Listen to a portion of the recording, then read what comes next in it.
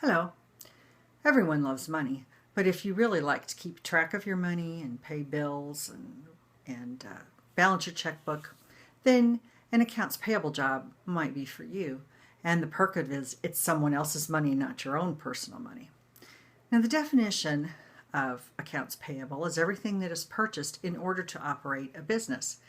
I'm currently employed as an AP clerk at a manufacturing business and have been at this job part-time for over 2 years. The mission of an accounts payable department is to pay only the bills and the invoices that are legitimate and are accurate. And the process must be accurate and efficient so that the company's financial statement is accurate and complete and truly shows the picture of where the company is at the time. Now today I'm going to go through the process of paying an invoice, particularly a PO invoice. And what is an invoice? An invoice is an important document between a buyer or a purchaser and a seller or a vendor. Every invoice has the same type of elements. I'm going to show you a typical invoice. Right here is the vendor's name or the seller's name. That tells the company name and the pertinent information.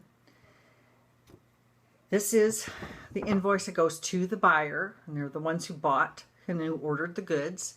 There's the company name and the information there. Here's the ship to address. Sometimes it's shipped to the buyer, and sometimes it's shipped to an off-site location. The invoice number and date are right up here, and the invoice date is the date the invoice was created. Right here is the PO number, which is supplied by the buyer and sent to the seller. This is the net terms of payment. This tells you when the invoice is due.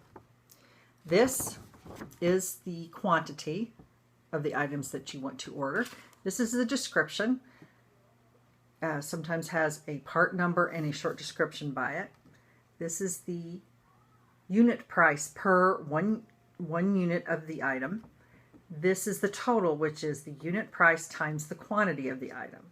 And there's space for listing of more. And down here is the subtotal and the sales tax and shipping and the grand total. And most invoices have those same type of elements. Now the terms of payment there are different terms of payment. It's a due upon receipt, which is as soon as you get the receipt you pay it. Credit card payments fall into this because when you pay with a credit card it is marked paid immediately. You have a net 10 or net 15 or net 30. And that means that you have that many days from the invoice date to pay the invoice. So if it's net 10, you have 10 days. If it's net 15, you have 15 days. And if it's net 30, you have 30 days. Sometimes you see a 2% 10 net 30 on the terms. The 2% 10 means if you want to pay the invoice within 10 days of the invoice date, you can discount 2% off the total price. And if you are not going to pay within that 10 days, then you pay the full price in 30 days. Now, a purchase order is a document created by the buyer that lists exactly what is ordered. Shows the item part number, the description, how many, and the price. And a receiving report is a document that shows exactly what has shipped, and exactly actually what the buyer receives. And a vendor invoice, of course, is the invoice that the seller sends to the buyer for the items that they shipped. And in order to pay a PO invoice, there has to be a three-way match. The PO invoice has to match the receiving report. That is, whatever is received in and what has been shipped to the buyer has to match what they ordered. Then when you get the vendor invoice, that has to match everything. It has to match the PO number and has to match what they received in, and has to match the prices. So when everything matches, that's when you want to put the invoice in the whatever system you're using. When you do that, you have to just be accurate, make sure everything matches, make sure the invoice number matches, the date, the due date, all the items, all the prices.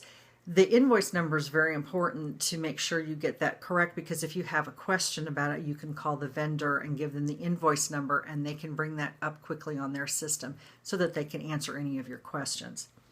So in conclusion, remember when paying an invoice, you pay attention to the details of the invoice.